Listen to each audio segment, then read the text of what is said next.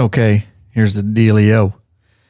Coming up here on the podcast and on the YouTube channel, we've been working hard over the years. Very hard. Been test riding and reviewing a lot of Harleys and planning on doing some other bikes too. I got some stuff in the works, but this one's kind of a big deal, and we're excited to I know a lot of you guys have wanted us to do this, and it's not for lack of trying. Oh, heck no. And that is, now in the past, I did do we've done some Indian motorcycle content, and I tested a Challenger, but that was actually somebody else's bike. A friend of ours that I was able to get my hands on. I got a ton of views, that video. But in the works right now, it looks like 99.999% sure. We're just waiting for the exact delivery date this week, as of the recording of this podcast, on an Indian Pursuit. And they're a marketing team, third-party marketing team we got connected with here. And we're supposed to take delivery of a Pursuit for a couple weeks. And that's going to be a full review, ride, everything. And we're not sure exactly how we're going to do yet. We might actually go on a longer distance trip willy-nilly, just because we don't really have it planned. I need to get some time on this bike. More than just a little local ride around. We want to put some miles on it. Yeah, put I really want a couple of days of all-day riding on it. Yeah, exactly. So that I'll be able to gather some deeper thoughts on the Indian Pursuit. Deep Thoughts by Ryan Urlacher. There you go. Yeah. Only some people don't even know what we're talking about there, but anybody our age does. They should. I hope. Saturday Night Live. Yeah. Deep Thoughts by John. Was it John Handy? John Handy. So coming up, guys, both on the YouTube channel. I don't know when that'll drop, but just know that we're working hard behind the scenes here for you. We'll, of course, turn that whole review into a podcast episode too. Absolutely. Go long form with it. Yeah. So you'll get my thoughts on the Indian Pursuit and what I think of it, and whether it's the right bike for you, and all the pros and cons that I find. So looking forward to that, guys. So there you go. Very exciting. Okay. So we've used this company for a long time, and we just want to give them a shout out. They've done really good work for us over the years. So Sticker Mule is the name. And as the name suggests, it is a sticker company. There are a lot of sticker companies out there. We've been through a handful of them over the years, but I would say probably, without looking, for the last 7-8 years. I think that's fair. Yeah, we've stuck with Sticker Mule. And the reason is they really they make high quality stuff. It's affordable. They can pretty much design anything if you send it to them.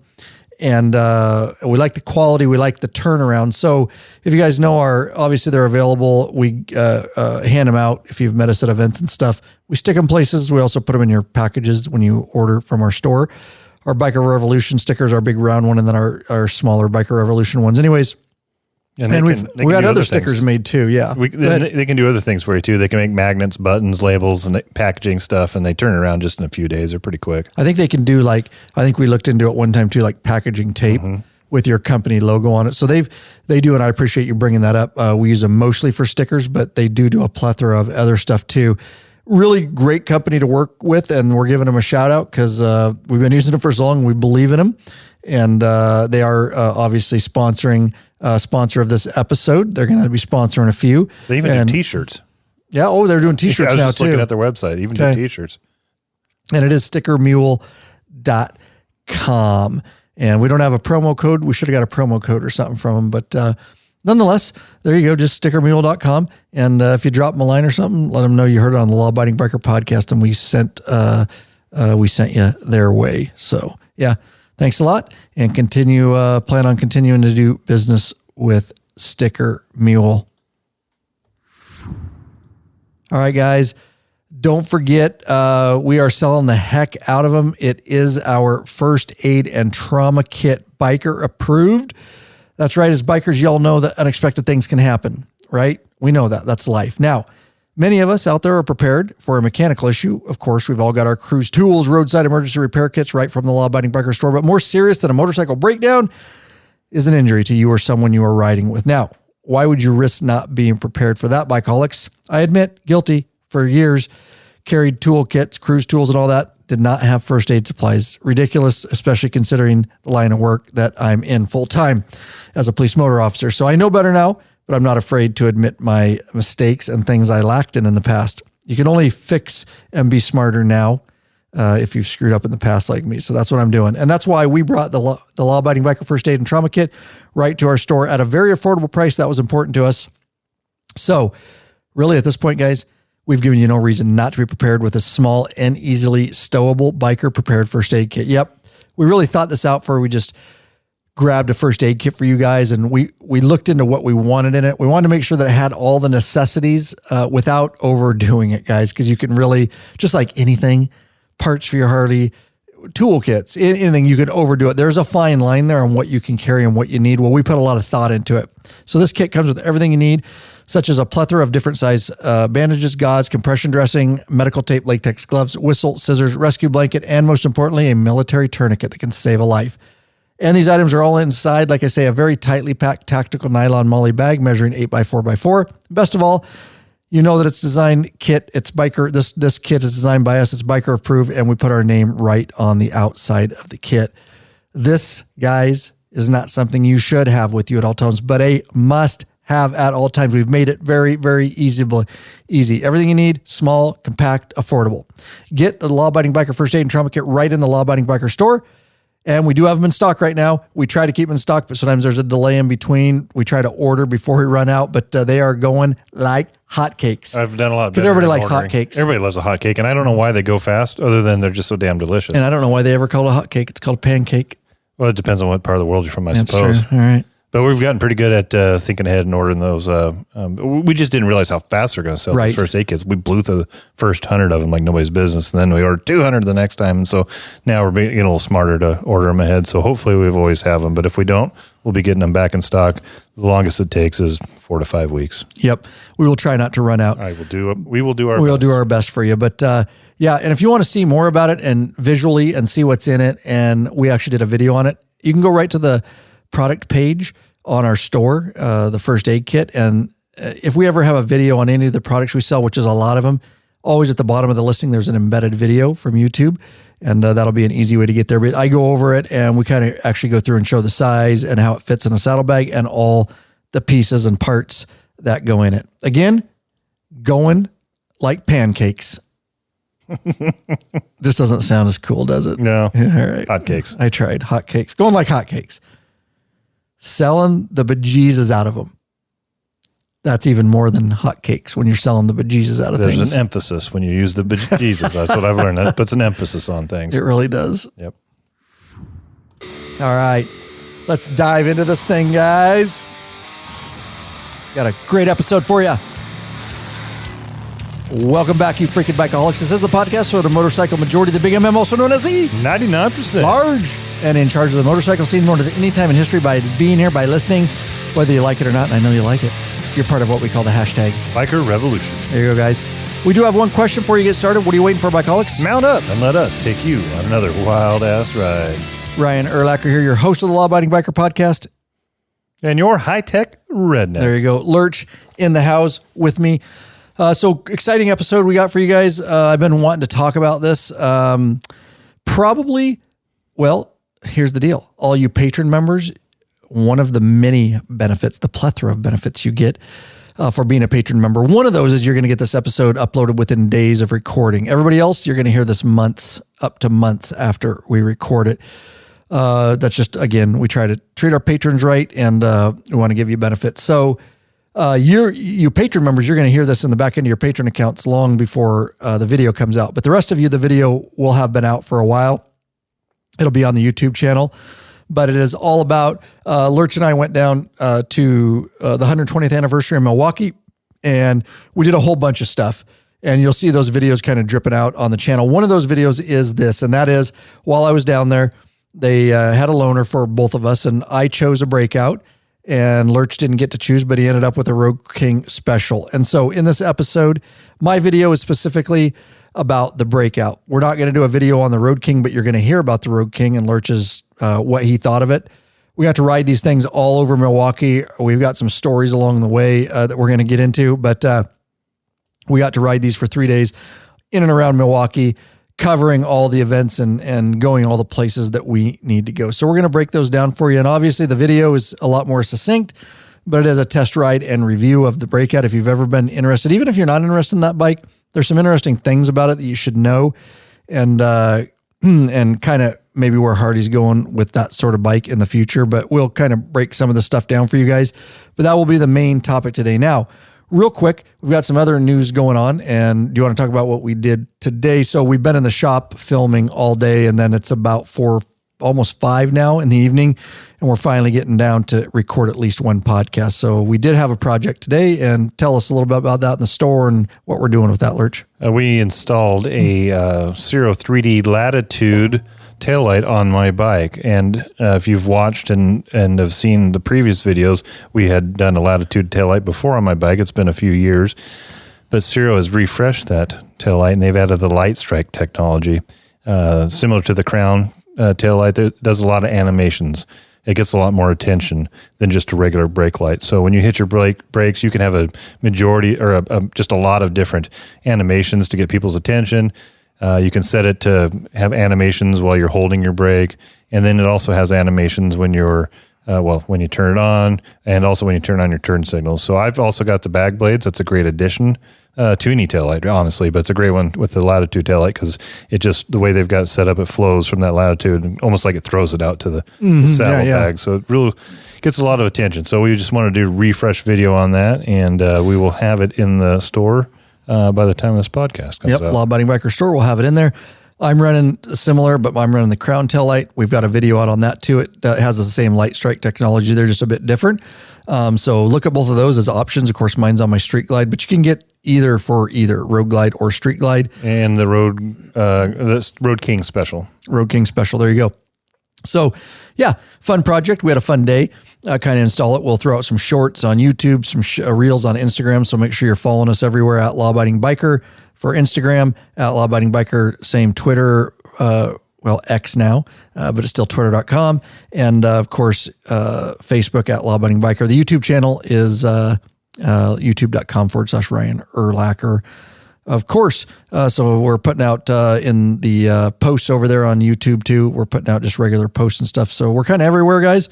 But make sure you get over on Instagram for sure at Law Abiding Biker. We are doing a lot of stuff that we don't do anywhere else over there. A lot of behind the scenes and some personal stuff too over there. If you want to get in behind the wall a little bit, so to speak. See behind the curtains a little bit. Yeah, there you go. Behind the curtains. Good way to put it. So there you go. Really, I really like the Latitude. Looks good on your bike. And I like the patterns you chose. Thank you. For the most part. We tweaked it a little bit. Yeah, we did. We set it up so you can have what they call a cool down period, and that is the amount of time it takes for it to go from the animation, and then it'll turn solid, and then you have that solid period before it starts doing as you're sitting at a light. Let me see if I can put this a little better. You're sitting at a light and you're holding your brake. You can set the cool down period so that animation will come on right away, or like 6-8 seconds. Yep. I originally had it set for 6 seconds, and it was a little too long, so we backed off to, I think, 2 seconds. So that when you hold down your brake for more than 2 seconds, that animation will start going. And I picked one that looks like Knight Rider a little bit. It just kind of goes back and forth, and it'll get your attention, but it won't be too crazy. Too overwhelming, yeah. All right, and speaking of soon test riding this or having this pursuit for 2 weeks, it's going to be hard because we want to go on a little trip, but it's going to be difficult because I'm going to have to go without a rick rack. Now, we do make the rick rack for the Indian, so don't forget that goes, guys, but I don't think I can get one in time to get on this bike. But don't forget all you Indian riders. Obviously, Harley, we've been pushing Rick Rack for years. We love them. The Rick Rack quick detach strapless luggage system and quality bag. Awesome team over there. Awesome guys. Awesome products. We've been selling them for so many years. But yeah, so I'm going to have to go Rick Rackless on the Indian Pursuit. I know it's going to be weird, dude. And it's going to be strange to travel without my Rick Rack. You're just going to have to use the trunk on the bike. I know. And you can also put a bag behind you if we're going that long and need that much gear. It's a weekender trip anyway, so we should be fine. But for sure it'll be okay. Yeah, but I'll tell you one thing I'm going to have on that Indian Pursuit. Guess what? Because I guarantee I haven't reviewed it yet.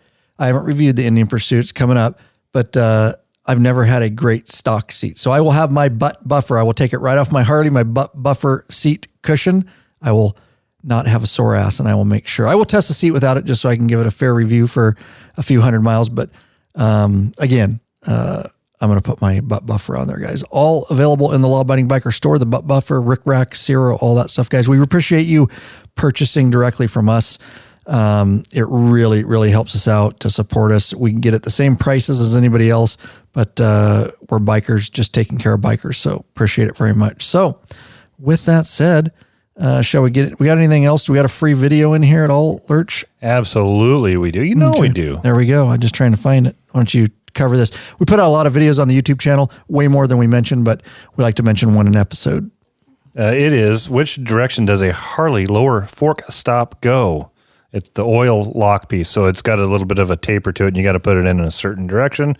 And so we made a short video on that. If somebody was to work on their forks, either they're just changing on oil, or they're rebuilding the fork seals, or putting in new suspension, make sure you put that thing in the right way. So we made a quick little video, because sometimes you're looking for one thing, right? That pain point in your process. And so instead of having going through a huge video, we like to put some of these shorts out. So that one is on which way the fork stop goes in. Yep, and it is a full wide video, but it's just a short video. It's not actually a vertical short. So you can search for it right on our YouTube channel or the website, which has great search functionality. Just search for fork stop, and you definitely want to make sure you get that bad boy in the right way. So yeah, there you go.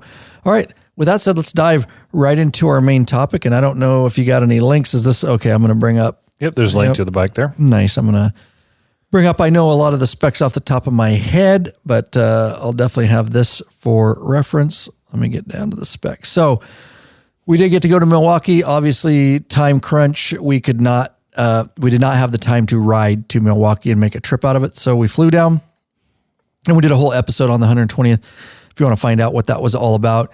But like I say, I was blessed. Now, here's why I picked the Breakout. So I remember when this bike came out a couple of years ago, I was pretty stoked about it. We've been busy. I would have liked to test ride this a lot sooner than I did at the 120th, but late is better than never, right? Yeah, I guess. Yeah. Okay. Well, I think that's what they say. I mean, test riding it at all is better late than never. Better late than never. Is that what I said? Yeah. That sure is a saying. Okay. Better late than never. So the reason I picked this bike, like I say, I was kind of stoked about it. It's kind of it is a fat tire bike. It's more chopper style. I was glad Harley came out with something like it. It just looked like a fun bike. I really liked the aesthetics of it right away. And I wanted to throw my leg over it and give it a test ride from day one. But I got put on the back burner because there was a lot more important stuff going on. So nonetheless, I did get to ride this for 3 days. And like we say, Lurch got to ride the Road King. So I did not ride the Road King. And I did not ride the Breakout. And you did not ride the Breakout. So we'll talk mostly about the Breakout, but I know you'll have some thoughts. And it was probably just fun for you because I test ride and review a lot of bikes. Yeah, it's fun to watch you ride it. I'm next to you. So, but it was fun for you to have a different bike for once, right? Because that's what I'm saying. I get to ride them all the time and test ride them. It's not every day you just get thrown a new bike by Harley to ride. And with their custom, their company owned vehicles, they call them COVs. We have to sign waivers and all that kind of stuff. So we can't switch bikes anyways, unless we set it up ahead of time, and we hadn't. So I wasn't able to ride yours technically, and you weren't able to ride mine, and we didn't. So.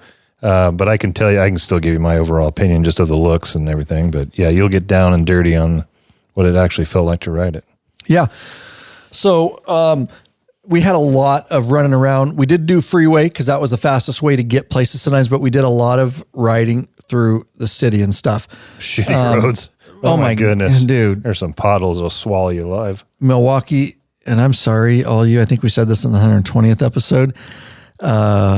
You guys got some fucked up roads. Yeah. I'm just going to say it how it is. And I'm sorry. There's man-sized potholes like that will eat you and swallow you alive. I have been to a lot of cities and ridden in a lot of cities, but I'll tell you what, that was an eye-opening experience. So I hope you get in your state budget, or I guess the city too, of Milwaukee, because it was a city, get some funds to fix your roads. And if you're riding over there, just have your head on a swivel, looking for big potholes and cracks in the road. So little podcast production here for everybody. I've got all the dimensions and specifications in the show notes as well. Oh, nice. If you'd rather use that than the webpage.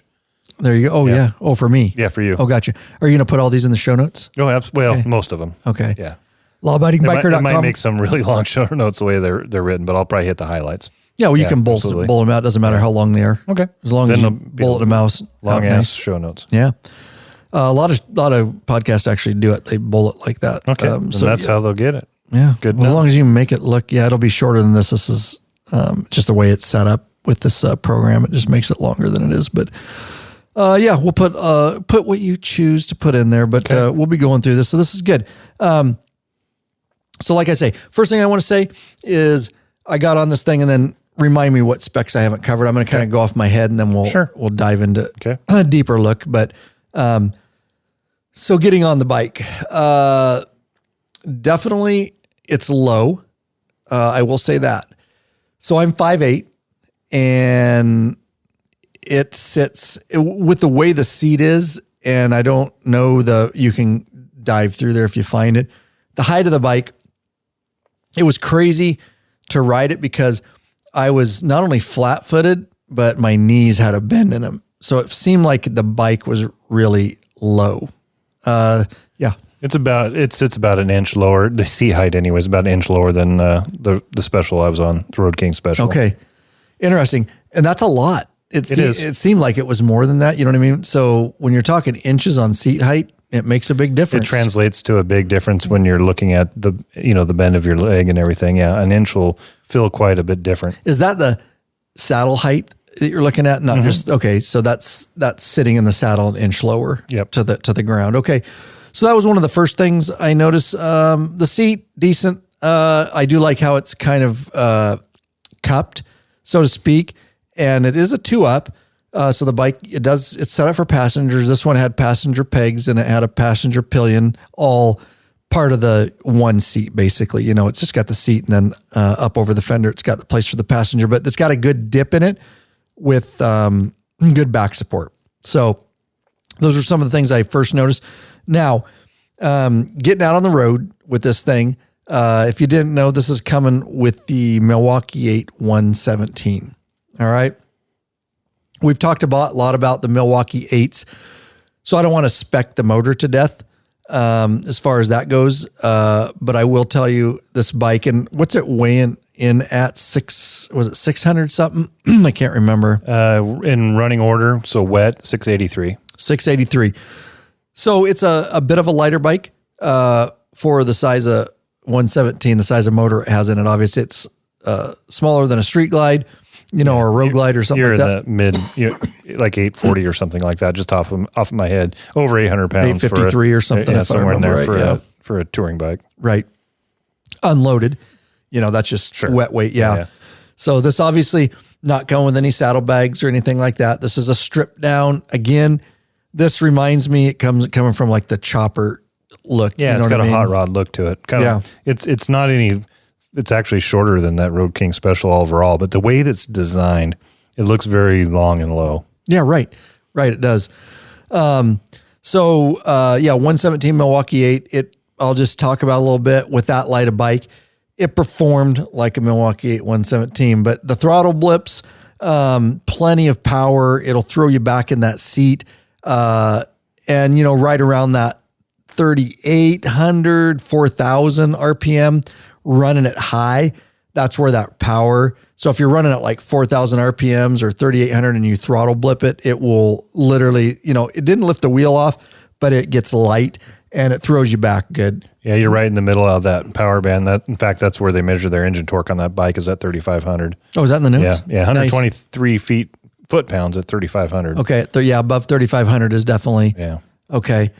So you can run the thing hot, and you'll smile ear to ear because it looks cool and it's throwing you back in the seat and it's got all that power on that light bike. So no lack of power. If you're going to pass, you've got the regular, nothing huge here, 6-speed transmission, what we're all used to. But yeah, you feel like a badass on it, Lurch. I'm not going to lie to you.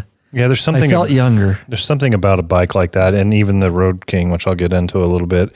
When you're riding without a fairing and a stereo and an infotainment center, you're kind of more in tune with the bike. You know, you've got nothing in front of you. You're just holding on to some handlebars. You got a headlight out in front of you. No music going unless you got, a Senna with your phone hooked to it and you're doing it in your helmet. But it's a little more visceral feeling. You know, you're really attached to that bike and enjoying every second of everything that it's doing. Yep.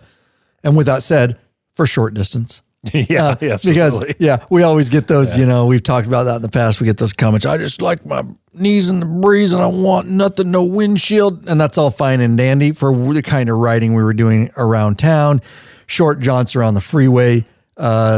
These bikes are not for our 4,000 mile trips in 10 days, any stretch of the imagination. No, I agree. Right. Okay. So I just wanted to preface that with Lurch. Yes, it is a fun. Yes, a young. If you're going to do that, you got to be a young man, and even then, it's not easy. No, even then, if you're going to do it a lot, you're going to get a touring bike. Right. You just are because these.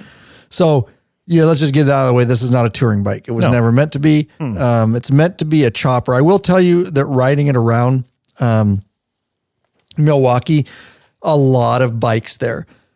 This bike, and I'm just saying this. This was stock.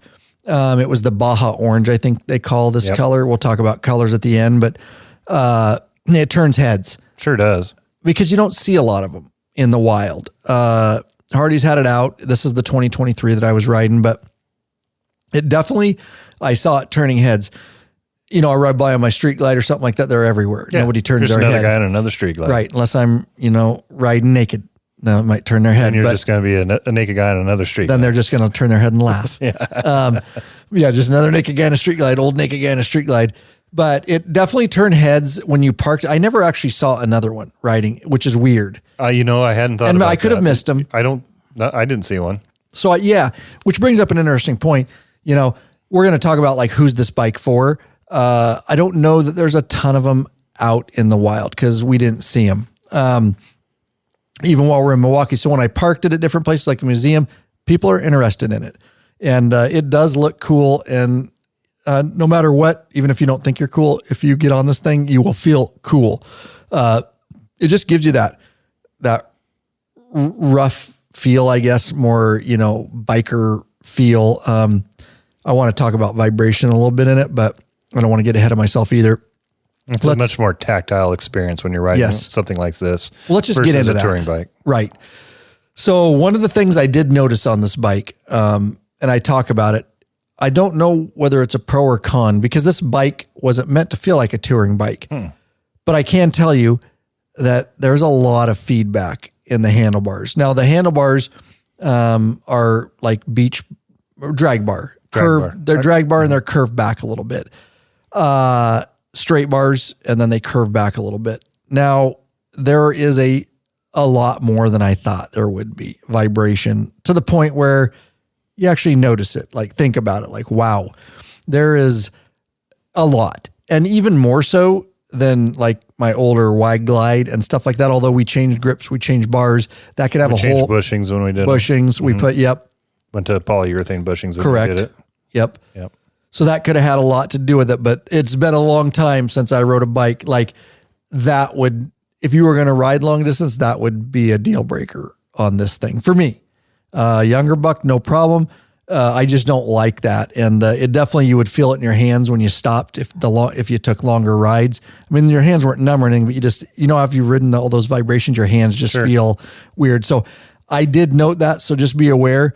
But again, this is a chopper style bike. It's you feel the shifts, you feel the throttle, you feel the vibrations. There's no lack of feeling. And some guys want that. And especially for short rides, I do like it. I do like it for around town. I like it. You feel like you're part of the bike and that you're really ripping on this thing. So just looking at it, it kind of reminds me of our older wide glides in the fact that they were kind of a hot rod looking bike, Right. But I can't remember what year it was, but you had an 05 and I had an 06 and they had that bobbed rear fender. And so this one's got a little more of a bob on it, but bobbed fender, you got some rake to the front. And, I could see a guy putting some, for me anyways, throwing some apes on this thing and it'd be fun just to rip around. It's a hot rod looking bike, but it's still got nods to some old school styling. I like it. Yep. I do too. And so yeah, with that said, let's talk handlebars. Okay. So we talked about those, a lot of vibration. You could put different grips. I definitely would do that, something softer that's more absorbing. I'd call them T-bars. Yeah, T-bars. Yeah. Yeah, absolutely. Yeah, they slope back just a little bit if I remember right without looking at it. Yeah, they got a little bend in them. Yep. So with the handlebars, definitely if I got this bike, and you may be different, I would definitely change bars. That's the nice thing about this bike is it's a great platform to start with. And then I've seen a lot of pictures with guys tricking them out. You can, the sky's the limit with this if you want even more of a chopper look.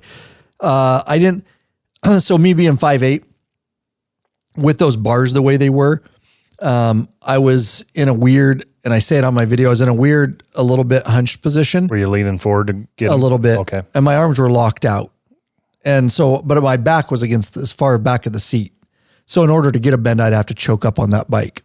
Does that make sense? Yep. You would need, with those bars, you would need a little more pullback. Correct. To get them in a more comfortable upright position so you weren't leaning forward. Yes. Okay. Yes, exactly.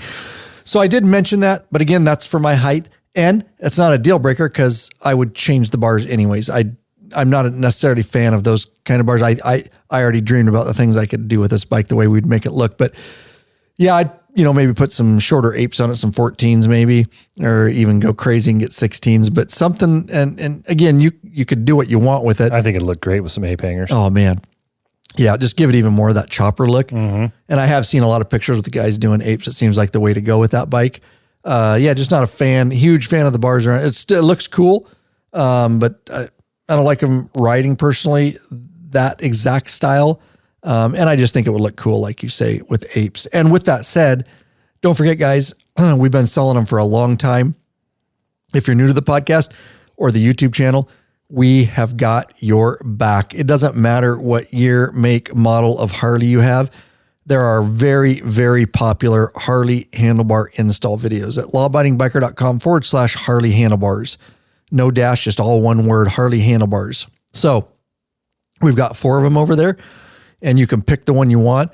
But Lurch and I can tell you, having done lots of handlebars over many, many years, do not pay a dealership to do this. They're like $1,200 to $1,800 to put bars on. You can absolutely do it. Our videos are very, very detailed. We walk you through it step by step. It's a very universal process. So we give you multiple video files, whether you have a hydraulic clutch or a cable clutch, on how to deal with that. The wiring process is very much universal. It hasn't changed over the years. Once you get the concepts, we give you the concepts. We give you all the stuff, pulling wires through, different options, down to soldering if you need to solder. Again, lawabidingbiker.com/Harley handlebars. Sky's the limit on what bars you want to put in. You're literally going to save yourself $1,200 to $1,800 for the low price of that video, which we get feedback on it all the time. It's worth every penny, guys say. And we get pictures back all the time. Guys, thanks for the video. Here's the bars I installed. So yeah, I just wanted to promote that because guys love it and we get such good feedback on it. And I love hearing of guys being successful. You're not saving $50. You're saving like up to let's just call it $1,500, and to have the pure satisfaction of working and wrenching on your bike yourself. And again, we've had those videos out for a long time and they're still there, and go use them and enjoy them and save some money. What are you looking at me for? You look like you had thoughts in your head the whole time. You're just agreeing. Okay. Yeah, I was just agreeing with you. Sorry. Plus I need to clear my voice. I'm getting like a raspy, it's a smoke. Oh yeah. I think I ran this morning too. Oh, absolutely. We got a bunch of smoke. Enjoyed a really good summer. Summer's passed. Last couple of years, we've had a lot of smoke coming into the Yakima Valley, but we were doing so well. We were doing so good. Doing so good. So good until I think it was like Friday or Saturday, and today's Monday at the time of this recording. The smoke, we've got some fires around Washington State, plus stuff moving down from Canada. It's bad. It's really bad right now. Yeah, so hopefully you're not in the same if you hear my voice, raspy, or if I'm taking a drink of water, you'll know why. So let's talk about, actually I want to talk. So it is a fat rear tire, 240 millimeters. I believe that's correct. I'll look as compared to the regular, and I believe 180. 18-inch rear wheel. So 18 high, and 19 in the front, and the rear tire width wise is 240 140 millimeters wide. Now, if you're not familiar with fat tire bikes, I'm about 180 in the rear. No, it's impossible. It's Maybe a 240. Am I looking at the wrong bike? Yeah, Sorry, I'm looking at the other bike. Yeah, 240. 180 is common in the touring bikes. Correct. Yeah. Yes, that would be definitely a touring bike. So many notes here. So I'll break down what my thoughts are. I'm also gonna, if you're new to fat tire bikes, I'll educate you a little bit on it and how they handle, and it came true on this bike. So right after this, we'll do that. Ride longer and treat your ass with some respect already. Get hooked up with a premium butt buffer seat cushion. This company of bikers developed a super thin hospital-grade seat cushion made of solid and elastic materials. And it's unlike gel pads that will leak if punctured. The butt buffer is designed not to slide around your seat, fits all motorcycles, installs in seconds, easily cleans, and helps dampen them darn vibrations. No vibrations with plenty of miles to choose from, they assure you'll have a comfortable ass when riding. Head on over to the Law Abiding Biker store and check out our line of butt buffer seat cushions. Oh, I want a comfortable ass. I made it. You made it. For those that have not heard previous podcasts, this is your first one. He's always trying to get me to laughter. And I can usually get him to break. I had to concentrate really hard. You did. I could tell. I think on the last one, no vibrations on my ass. I think I about got you. Is that what got me? I think it was about to get you. So 240 rear tire. Yeah. So quite a bit wider. Yeah, quite a bit wider. If you guys didn't know, wide tire is the worst thing you can do to a motorcycle. With that said, it still rides. It looks cool. Oh, it looks awesome from behind. We all go back to when all the chopper shows were on Discovery and everybody thought they wanted a fat tire rear bike and all this. That's what this reminds me of, kind of from that era. Yeah. Which has kind of died out. They're still cool. And of course, custom shops doing them. So if they're purely for looks, looks great. Or dragging down at Sturgis down the Ave. I mean, these bikes, once you start getting a fat tire. With that said, Hardy has the ability to make that wide tire bike and still make it pretty damn rideable. So what you get with I've ridden several fat tire bikes. It goes without saying, it seems like common sense, but they don't respond very well. And the reason is you've got a big ass fat tire on there. So what I mean by that is, so if I'm riding my Dynalo Rider S, or my Street Glide even, a full touring bike actually corners better than the bike. What I mean by that is, as you're going into corners, as you're transitioning from left to right and you're throwing your weight to go into one corner and then left, a skinny tire is really easy to get back over. You can throw the weight around and it responds. You have a narrower patch touching the ground. Yes. You have less rubber touching the ground. Therefore, when you go to lean, it takes less work to get that bike to lean. The wider the tire gets, the harder it gets to get that thing off the center and lean. Yes. Onto the edges of the tires. Yeah. So yes, well said. So if you're gonna, and you can feel it, like on my Dynalo Rider S, you can with a pinky hit the bar, push on one bar, it's going to start responding. With this bike, you've got to get a lot of input to get it. Does that mean you can't go corners? No, you're just going to work harder. It's not going to feel as confident as a thinner tire bike. You're not going to be able to just throw it back over really quick. Like I say, you're going to work hard. It's going to feel luggy. It's going to feel heavy, fat, not nimble. It wants less than nimble. It wants to stay upright more than it wants to lay on its side. Yep. But I guarantee, you can still corner. Don't think you can't take this. But if you want to, bike for like carving corners and canyons, this isn't, if you're a really aggressive rider, like I like to be, I really like to throw my weight around and throw the bike over from one transition to the next. All 140 pounds of all 140 pounds of me. And obviously that kind of feeling is not what this bike's for. This, bike is for looking cool, for going fast, boulevard. For revving it, thunder revs. Oh, yes, you got to throw some thunder revs. Got to throw some thunder revs. And tricking it out and making it look chopperish, so to speak. So just know what you're, getting into on this bike. But I will say with the way, even though it's a fat tire, with the way Harley does it and the way they set it up with the frame and the rake and everything else, obviously they don't want a big clunky bike, for people to, get on and complain about. They actually put thought into how they can get the best performance, it seems, out of a fat tire bike. Nobody else does it like that. And Harley nailed it. They did a really good job, because even though it was a 240 rear tire, I still felt like, it was, maneuverable, and I could still hit corners fairly hard on it, just with a lot more work, obviously. So yeah, so there you go. If you're ever thought about like, oh, that looks so cool, I want a fat tire bike. Well, just now, hopefully you know what you're getting into and what you're giving up, and you know what your purpose is on a particular bike. If you're a canyon carver, or if you're more of a straight, you know, face in the wind, just cruiser type guy. So yeah, those are some of the things, comfort wise, riding wise, the performance of the bike that I noticed. I'm trying to think if there's any, before we start going through stats, that I really noticed about this bike. Fun. Yeah, that's all I can say. 19-inch front wheel, so it looks cool. I like how they did the wheels on it. Looks nice. It's got exhaust. Why don't we start at the notes, then just go through some of the specs here, so that I may have missed. Let me take a look at it too, to make sure there's nothing that I'm missing. It's got a 2-into-2 offset shotgun exhaust. Yep. Mm-hmm. Out the right side, if I remember right. Cast aluminum wheels. Yep. What's cool about them is they're black finished with machine details, and they alternate spokes. So you see a black spoke and then a machine spoke. So it gives it a really cool look as it's turning. It almost looks like almost like a turbine on a jet turning when you see it. It's really creates a really neat effect.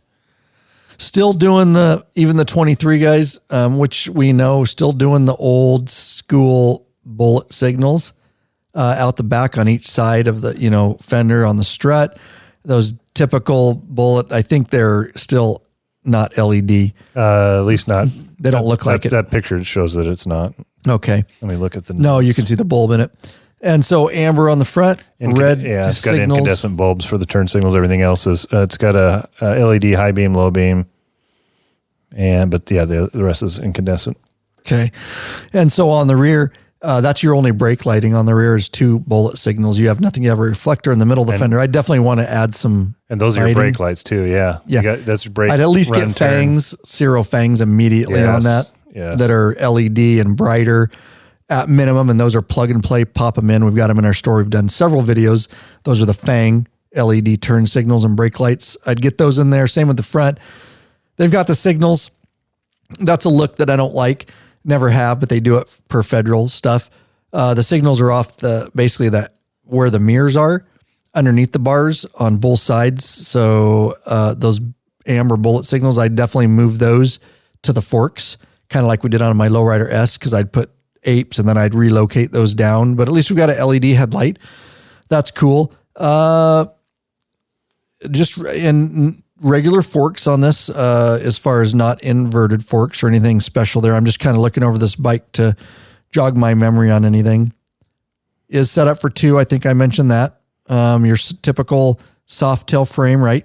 Mm-hmm. On this. Yep. It does have to go with the chopper look in that 117, it doesn't just have a regular round air cleaner. It does have the 90-degree high flow intake. So definitely, I appreciated that on this bike. Supposed to be a chopper looking. As far as the fuel tank goes, I believe it's 5 gallons. That's correct. Okay. It has your chrome dash panel up over the top, and it's got an old style gas cap, the one that actually isn't flush with the top of the tank. It's actually just a big chrome cap, the old school like we had on our wide glides, which we changed out. I always changed them out to the push ones where it's flush. Mine. Did you leave yours? Yeah, I liked mine the way it looked. So yeah, other than that, okay. So let's get into the instrument panel on this. So this is one of those things, and it's a stripped down bike. And because it's got the drag bars on it, they basically took and integrated all of your gauges. There's nothing analog. It is digital. And they integrated into the top clamp of the handlebars. So your handlebar clamp, the top face of that is very little, I must say, square gauges, very limited on what you get. This is a stripped down bike. Again, I'm not dogging this. I wouldn't expect a bike like this that was supposed to be chopper and stripped down to have a whole bunch of gauges on it. But you can't, the one thing I don't like, is one of my personal preferences, especially when I'm ripping on bikes and really riding them hard. I don't like the electronic, as far as this goes, it's your tachometer. So it's a tachometer, but it reads out in digital numbers and it's hard to see. It's so much easier to see a tach bumping back and forth like in analog, even if it's digital, the needle type tach is what I want to say. Versus like a bar. Yes. A bar that progresses. A bar with numbers next to it. Right. Okay. Right. Yeah. Just never been a fan of that. It might just be your age. It might be my age. It might be. But this it's hard to see. Yeah. That's what I want to get to on this gauge. Number one, you're kind of looking down at it. So you got to take your eyes off you can still look up at the road, but you've also got to look down at it. It's not the best position for it. I don't know what other position you'd put it in without, putting gauges up on the bars. So I see why they did it. Just know what you're getting into on this bike is what I'm getting to. This is a strip down. You can do some trip stuff on it. You've got your speed on it, so you can do your speedo. The biggest complaint I had was the tach. I'm just not a fan of that. But as long as you can see your speed, really, that's the main thing, and you can see that. Well, let me ask you about, compare that to bikes where all the stuff is down on the console on the top of the tank. Having it raised up a little bit and being on the top clamp, did that make it any easier to see? Oh, yeah, definitely. Okay, all right. Definitely. But still room for improvement. Yes. Okay. I don't know what they would do. I don't either. Again, this bike is this bike. That if you want something more, then you shouldn't get this bike. I think they did it on purpose to keep that real clean look up front because they could have put a bigger round display of some kind. Like they did on my Lowrider S. Exactly. They could have put something bigger up there, but I think they intentionally kept it small to keep that front nice and clean and keep that chopper look. Yep. So for sacrifice some visibility for looks. Yes, exactly. And so for a bike like this, it's probably fine. I'm just always, I know I review a lot of bikes and test ride a lot of bikes, but like we always say here, I'm always looking for pros and cons. You get to make the decision on whether it's the right bike for you, but hopefully I can provide you and not just be biased. I know I'm not biased. I like what I like and this works fine for this bike, but it's limited. If you are really, you could always put a different tack on it if you wanted. Of course, there's all kinds of things you can do, but as it sits, I get why they did it. It looks great. It keeps the bike sleek, but it just lacks in a lot of the functionality. But if you want that, get a touring bike or something else if you're going to need all that kind of information displayed up there. But there are obviously aftermarket solutions for some of what I'm talking about. So yeah, that's it. Little 4-inch. Not 4-inch, but little 4 or square display is what I don't even think it's the specs. Do they even say how big that thing is? It's tiny. Like 2.14-inch viewable area tiny. LCD.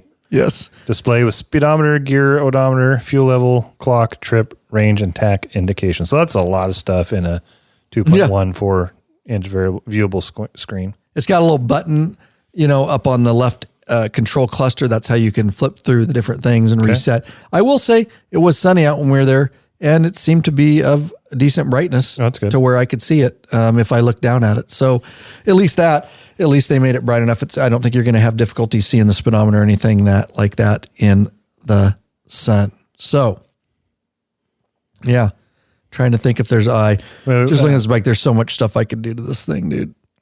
Yeah, go ahead. It comes with ABS included, but here's one thing that's interesting. So as I was looking at the different specs on it, it says the traction control system is dependent on availability. And I don't know what the hell that means. That's what the website says. Traction control system dependent on availability. So maybe they only made so many with and so many without.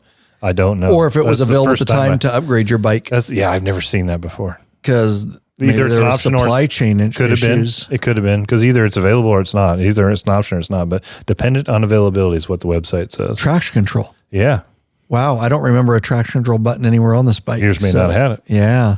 Very interesting. That's new information. So good for looking that up. All right. So let's do this. And then I'll kind of give some final thoughts on this and Lurch, and then we'll figure out, we'll start talking about the Road King. Yeah. Lurch's opinion of that thing. Are you searching for the easiest and quickest detachable luggage system for your bike? I am. Well, Rick Rack has just what you're looking for. Forget all those frustrating straps and bungee cords that come loose and slap your paint. Check out one of Rick Rack's awesome quick attach strapless luggage rack systems. This father and son team designed something really special that you can't find anywhere else. Yep, these guys ride and they truly understand the needs of bikers. The Rick Rack quick attach system is strong, durable, and secure with a lockable system. Also, check out their full line of quality touring bags to accompany your quick detach system. Once you use a rickrack, you'll never go back. What are you waiting for, Bikeaholics? Head on over to Law Abiding Biker Store and check out our full line of rickrack systems and bags. lawabidingbiker.com/store. There you go, guys. All right. So, my final thoughts on this, I've kind of, given little tidbits before you get into that. Let me what else do we want to go over? I just want to give some color. Oh, yeah, pricing, good idea. You can hit that. So please the do. Baja Orange is the one you rode, by far the best color. It has a beautiful color. It stands out. It just, that and the chrome together just looks so good. And like you said, it just sticks out in the crowd. Of course, you can get it in the boring vivid black. It's also available in denim black. And then Atlas Silver Metallic, which that would be my second choice. That's a pretty good looking bike, but it's much more subdued. I would go with the Baja Orange, if not, than the Atlas Silver. Pricing, the black's always a little bit cheaper. So Vivid Black is $29.99. Colored version is $21,524. ABS is standard. Rider safety enhancements, the traction control, like I said, I don't know what dependent on availability means. It's only $200. And cruise control as an option is standard. Okay. There you go. And I want to go, you did say we talked traction control, but ABS is included. You probably mentioned that. Okay. ABS. Oh, sorry. ABS is included. Yes. ABS is included. So you do have ABS on the bike, which we would expect in 2023, but on a Harley. So I'm just, give me a moment here. I'm just dual bending valve, 49 millimeter telescopic with aluminum fork triple clamps. If you're interested on the front forks, rear shocks are a hidden free piston, what we're used to, coil over monoshock, 43 millimeter stroke. Yep. Toolless hydraulic preload adjustments. That's something we didn't talk about. There is a, that's right, on the right side of that bike, right? We found it right on the lower right side. Yeah. It's there it is. So kind of right out of the oil tank a bit. It's weird. Do you see that? Uh-huh. It's like, let me see if I can, so it's weird. It's like integrated, but it is a hand knob. And we didn't see it at first. It's very well done. Yes. And it doesn't just stick out at you. Until I was getting B-roll of the bike and walking around and hey, Lurch, there's a damn knob here. Yeah, it makes it easy to adjust. I will say the shocks, I don't have a lot to say about them other than they're standard Harley shocks. Not great, not terrible, somewhere in between. It might be worth changing out, but again, I guess depends on what you're doing with it. This bike, you're not going to be long distance riding, so it may not be worth putting the money. It may be better to put exhaust, handlebars. You're just tricking this bike out because you want to get the ladies. You want to turn heads, really. So anything else important here? Heavy breather. Yeah. I think that's good enough. I think so. So again, to surmise everything on this bike, if you are looking for a non-touring, don't get this bike if you're going to try to long distance ride. If you want to look cool, feel cool, be seen, turn heads, check. Be different than a lot of the other bikes out there. Fat tire look. You want to cruise hard, straight, and you're not too much into, transitioning, canyon carving and stuff like that. Then this is the bike for you. This is a head turner. It could be loud, in your face, put different exhaust, trick it out with some bars, all your different parts and derby covers and, get different LED lighting for it, different seat, and just, maybe some Zero 3D LED lights, engine lights, and get them LED lights under your exhaust. This thing will get you noticed and you will feel, at least, I guarantee it, at least 5 years younger riding it. So that's who this bike's for, in my opinion. And you looked younger riding it. I did. Well, thank you. And just looking at the cruiser lineup, I've got them all right here in front of me. This one really speaks to me in particular because it looks long, it looks low. It's got the 117, first of all. And it just looks like a hot rod with that chopped rear fender. I like the way it's styled. I was a big fan of the dynos with the shocks exposed. I just like the mechanical look of that. Yep. But short of that, this, if I was looking for a round town fun bar hopper, just short little day ride bike, and I wasn't looking for something used, kind of like our older dynos, I think this would be what I'd go for. Yep. This appeals to me. Yeah, I like it. If we weren't so busy, if we weren't so busy around here, we just don't have time to do this particular project. But this is the bike that I would get for us and bring it in. I want this thing so bad. Well, because what we could do to move it. a few. Yeah, I know. Yeah, we can make time is what I was talking about. Yeah.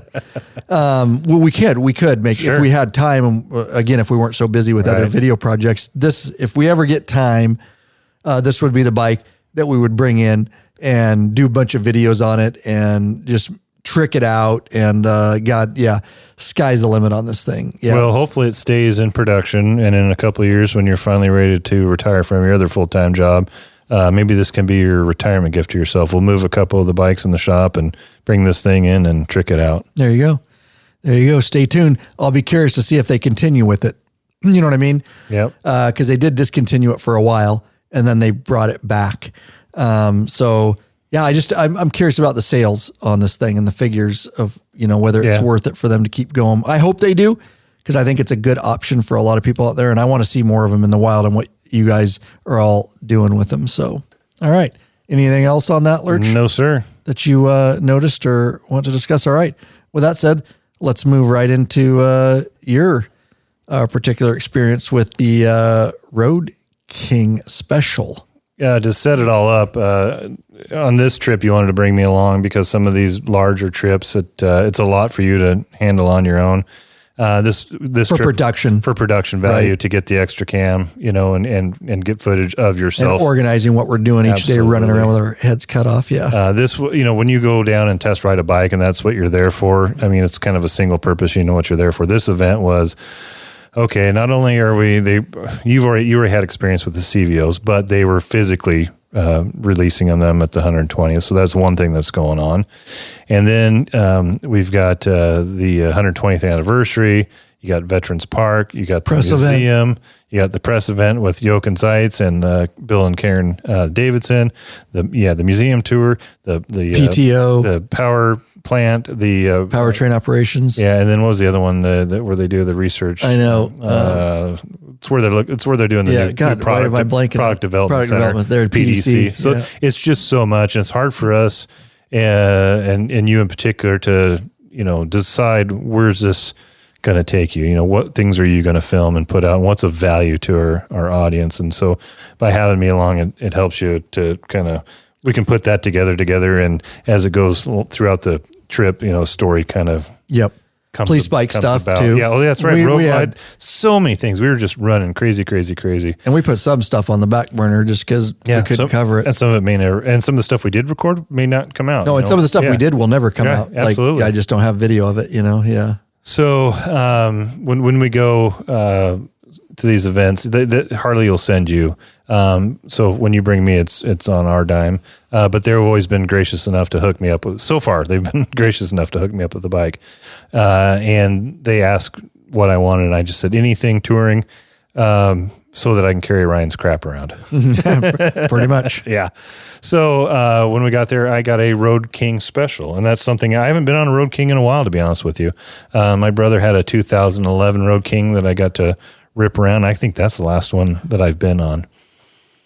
One of the things, I've always been attracted to the Road Kings, just because they're very versatile. It's essentially a touring bike. I mean, if you look at it from the front back, it's got the same motor and chassis and saddlebags and all that kind of stuff. Where it differs is it's just doesn't have the fairing on the front. So it makes it real versatile because you can put a windshield on that thing. And if you want tunes, you can throw, a Senna in your helmet and hook it to your phone, and you got your tunes, you got your shield. Is it as good as a full-on fairing? Probably not, but it's a very versatile bike. And there's been so many different versions of the Road Kings over the years. You got the Chola bikes. Yeah, you've got. They love the Road Kings with the big SoCal, big apes. Yeah, if you watch the Sons of Anarchy or the Mayans, that's a real SoCal kind of bike. They put the big old fishtails on them, big apes. Yeah. That's a badass bike. It is. And then they start getting crazy with engravings and all kinds of stuff. You can spoked wheels, lower them. Yeah, just total. Yeah, for me, it's the hot rod or it was. And it probably still always will have that root in it, but it was the hot rod of the baggers. Now that obviously the king of the baggers, that's changing a little bit. With the Road Glide and the Street Glide ST, and people are going nuts with those with all the performance parts. But to me, that's the original quintessential hot rod touring bike. If you wanted a bike with hard bags, but you didn't want a lot of frills, that was the bike to go with. So I was pretty excited to get it. It's got mini apes on it. So they're 9-inch tall, 1.25-inch mini apes. For me, the pullback on them they're way too far back. I mean, it's almost like, and in all fairness, I'm 6'3", and I'm riding that bike. Most bikes are going to be not ergonomic for me to begin with. I've got to change out bars. I've got to change out floor pans and extended brake levers and all of that. So for your average person, it might be just fine. But for me, it was too short. I think that if I would have been able to loosen up the clamps and push the bars forward, I could have at least gotten a little more comfortable temporarily. But I would definitely change them out and put some bigger bars on them or taller bars on just to be much more comfortable. One thing that you notice when you see the Road King is also that headlight nacelle, that big old chunky nacelle that covers up the headlight and everything. That's very it gives a Road King away right away, doesn't absolutely. it? Yeah. When you see that, you know it's one of them. You automatically recognize it when you see it. And then, this one had the Prodigy wheels, lowered suspension, gives it a custom look. They say without sacrificing touring capability, but what we've learned around here is the specials. The Road King, the Road Glide, the Street Glide, they come with that 12-inch suspension in the rear, kind of drops. It gives a good look, but it's not necessarily the best for function. You sacrifice a little bit of travel. Lean angle. Lean angle, and you're putting the back of your bike down lower, so it doesn't go into corners as well. We found out recently through King of the Baggers and just paying attention that you put on a 13-inch rear shock. Now you lift up the rear end, you got more ground clearance, more lane angle, and you're getting a little more weight towards the front of the bike. So when you dive into corners, it performs a lot better. So if I was getting a Road King, I would go to the 13-inch suspension. I would just change it out because it's the same touring suspension as the Street Glides touring, or the Street Glides and the Road Glides. So is it capable? Absolutely. But there's better out there, to be honest. So I would definitely go to a 13-inch rear shock and go with something like Olean's or Wilbur's or even Progressive. Probably get any of those in the law-abiding biker stores where you'd shop, probably. Absolutely. Seeing as how you got some connects. Mm-hmm. Yeah. So you could, I think I covered that a little bit. You could definitely make this better for touring, and you can use it. If you want a hot rod, but you want to be able to tour with it, this is a real versatile bike, like I mentioned earlier. You can easily slap a detachable windshield on it, quick on, quick off. You can add a passenger backrest and a luggage rack, so you can carry bags and your Rick Rack bag or whatever you want to carry. And then you can put some head speakers in your helmet for tunes, and then you're set up pretty well for touring. And it's quick; you can take all that stuff on and off, so it's a very versatile bike. It's got it has the 114 Milwaukee 8 in it. Hey. It's got a 2 and a 1 and a 2. Is he getting up into the microphone? No, he's gnawing on my arm. I think he's getting needy. He is. Louis, the studio dog. He's trying to get on the mic. He was actually up. I don't know if you noticed earlier. He had his head up in between my legs up here. Yeah, I saw that. Me too. He's back and forth. Yeah. He hasn't had enough attention paid to him. So 2 and a 1 and a 2 exhaust with the tapered mufflers. Mine actually sounded pretty good. I was kind of surprised. It's been a while since I rode a bike with some stock exhaust. I wouldn't mind having it louder, obviously, but it wasn't horrible. Had a good note to it. That 114's running about 100 horsepower, 114 foot-pounds. Had you ridden the 114 before? Yeah, but not for that long. Okay. Yeah, I've jumped on when Rick had his. That might have been a 107. I've been on 107s, 114s, 117s, but all just for short periods of time. Right. I haven't spent a lot of time with them, so real smooth, powerful. It got up and went. I would say it's, as far as vibrational, it felt a little smoother than our 103s, but very, very capable motor, absolutely. Backed up by a 6-speed transmission. It's got the 49 millimeter dual bending valve front forks like they do on all the standard. Pretty standard. They call it premium low height hand adjustable rear suspension, so that's that 12-inch suspension versus 13. Yep. Lights again. Harley, come on now. They got the incandescent turn bulbs on it. But that helps keep us in business selling zero fang lights, so keep it up. But it did have LED headlight and all that good stuff. The gauges, they are in the console, kind of like what I was used to with my wide glide. So you kind of have to look down at it. It's definitely not something that's easy to see. But on that bike, I don't know that it needs to be. Right. It's trying to, it's a hot rod. Somewhere in between full touring and hot rod. Yeah. It wants to kind of play both worlds. Yeah, the back, the chassis in the back end is bagger, but the front is more like, like stripped down. And I will tell you this, when we first jumped on and took off down the highway, the amount of wind hitting my chest was something I was not used to. Yeah. Just because I'm used to a full fairing road glide. So you definitely, it's more tactile. I mean, you're in the wind, it's pushing you back. I like that at times. With a set of like 14-inch apes and push forward a little bit, I would really like it. Mm-hmm. Yeah. And then the ability to throw on a windshield real quick is nice too. So yep. I could see having a lot of, if you only could afford one bike and you want something in between a touring bike and something to rip around town, you can pretty much do both with this bike. Yep. It comes with ABS included, link braking is included. The vehicle hold control is optional. This one had it. The the Street Glide ST that we test rode had it. Yep. But I hadn't got to spend a whole lot of time with that. I really like that. That is a nice feature. Yeah. You just press it, you can feel it hold, and then it'll hold itself on a hill until you let out the clutch and give it some gas to take off. So it could make taking off on a hill a lot easier than without it. So that was kind of cool. It's nice to play with. Optional is TPMS. Quarter enhanced anti-lock system is optional. Corning link braking is optional. So basically the RDRS. Yeah, so all the RDS is optional. Okay. Yeah. It comes in, of course, boring vivid black. Bright billiard blue, which is the one that I rode. I really like that one. It was a beautiful color. Yeah. I really liked it. Yeah, it wasn't. My bike right now is Superior Blue, and that's a bright blue. And blue's a favorite color of mine. So the bright billiard blue was a little deeper, darker color. And then there's also industrial yellow. They all come with black finishes. So, the engine, the forks and the exhaust and all that's black. And I really liked the combo of that black and that blue together. It looked pretty cool. Vivid black's $23.99. Colors are $24.69. ABS is standard. The RDRS is a $1,100 option. Security is standard, and the cruise control is standard. Nice. So it was. I liked that I got the chance to ride it because I don't know that I necessarily would have picked that. A lot of times when we go on these trips, I try to get an Ultra, whether it's a Road Glide or an Ultra Classic, just so that I've got more room for gear, because we take a lot of film gear with us. So that kind of limits my ability to get creative with some of the bikes that I get to ride. So this was fun to get something different. It still has that touring ability, but I did feel a little bit younger riding that thing. But just because I younger. had my knees in the breeze, my face in the breeze, my chest out there. I could really see myself with one with some apes on it, and then open up the exhaust a little bit and off you go. Like you Great say, bike. It is. And, interestingly enough, nobody in our crew has one or anybody we ride around right now, but they're a staple bike. The Road King is a staple of Harley. Yeah. Mouse has one.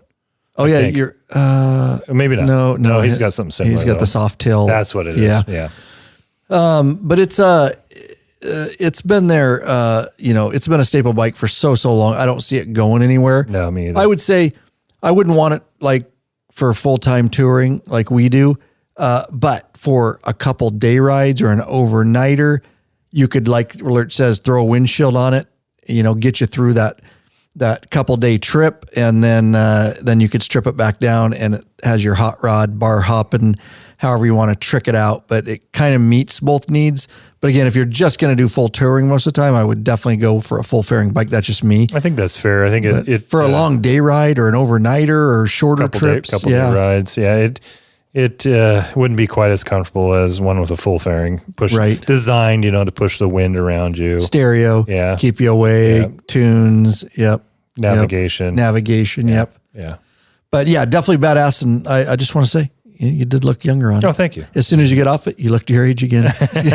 I did miss my infotainment center, mainly because that was my first time in Milwaukee. And so trying to get from venue to venue was challenging. We did learn one thing. We did learn one thing. So we're going to take some we'll probably take a little assortment. We'll definitely take a couple of universals and probably a couple perch mount biker grippers with us, because even though I had my navigation going, I had my phone in my pocket, navigation going to my headset, you don't always get, a lot of notice on turning. And even when you're riding with just two people, and I hear it in my head, I'm trying to get your attention to move over, it can be challenging. So to be able to see that, even if it was just on my phone, put our biker gripper up on the bar, be able to see that, it would have helped a little bit with navigation. So that's something that we learned. We'll be packing that biker gripper with us. I agree. It'll be in our film gear from now on. We always take all our film gear, but lesson learned. The biker gripper, sexiest, sleekest, strongest cell phone motorcycle mount on the market. 18 pounds grip strength, multiple models, black and chrome, perch mount, universal. Been running them for like 9 years now. Thousands and thousands of miles, guys.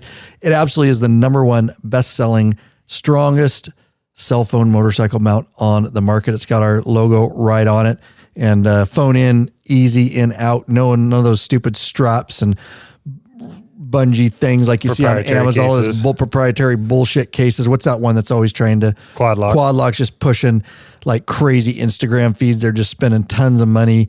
Don't even know if they're bikers, honestly. I'm not talking bad about their product. It does take a proprietary case. I don't like that. I have very specific cases that I like, and I don't want to have to be told what case I have to use for a cell phone mount. We've been out there for a long time. The biker gripper available in the Law Abiding Biker store, and sell the bejesus out of those things. Sell them like hotcakes. Pancakes.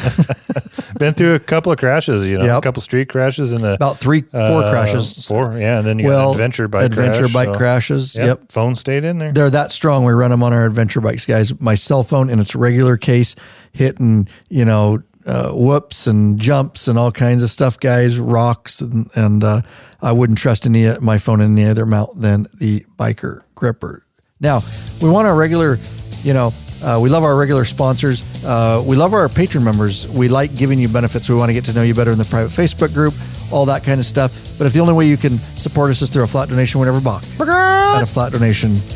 We'd like to thank the following: Joseph Maliki, Benny Whitehead of Plano, Texas, and Israel Tennis of Hugoton, Kansas. And the last couple gave tips when they bought in our store. Now that I'm actually seeing the back end of the store, we actually get quite a few people. That option is there, and several people actually take that option and tip. So we're going to add them into the donation section as well. Nice. Thank you so much. lawabidingbiker.com/donate. It is how they did that. And again, just to mention, guys, we are obviously if you want to become a patron member, that's our best recommendation for you. The reason is you can get all the benefits, and we want to get those to you. lawabidingbiker.com/Patreon, Patreon. Hit that link, get over there. You'll see all the benefits that you get. And that community continues to grow, especially that private Facebook group access that's blowing up, and bikers meeting bikers and riding and helping each other and all that kind of stuff, guys. Definitely get signed up as a patron member, but we absolutely love those donations, and thank you so very much. All right.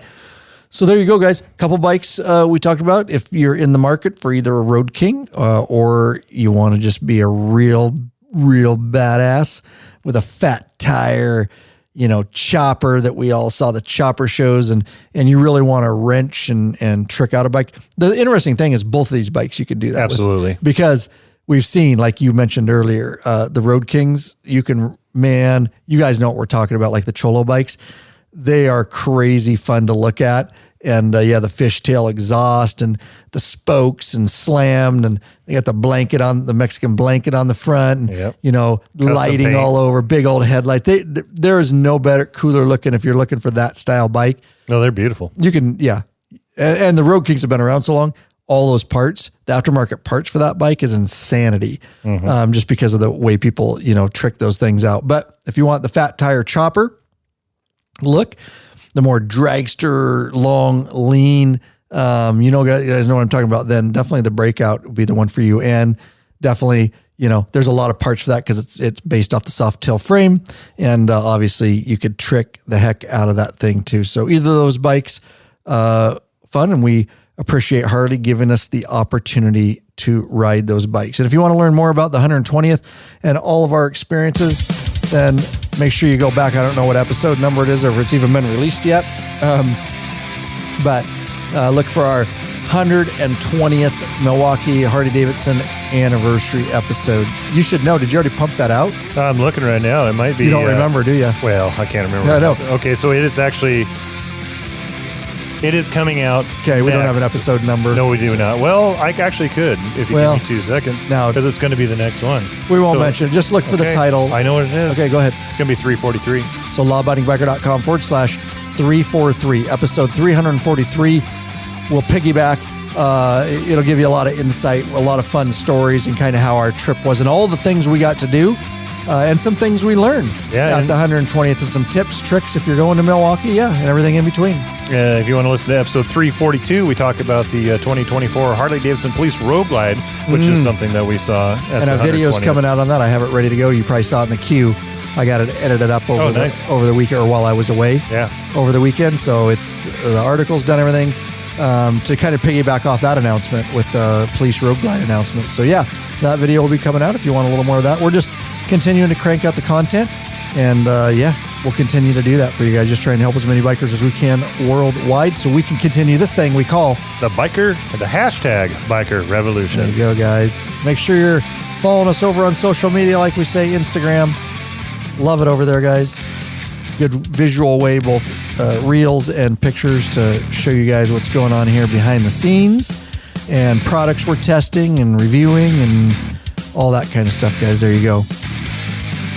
Don't forget, guys, you want to leave us, we love your feedback, and we would love to hear your beautiful voices. There's a couple ways to do that. First, if you want, if you're a phone guy, you can just hit our podcast hotline, 509-731-3548. That's 509-731-3548.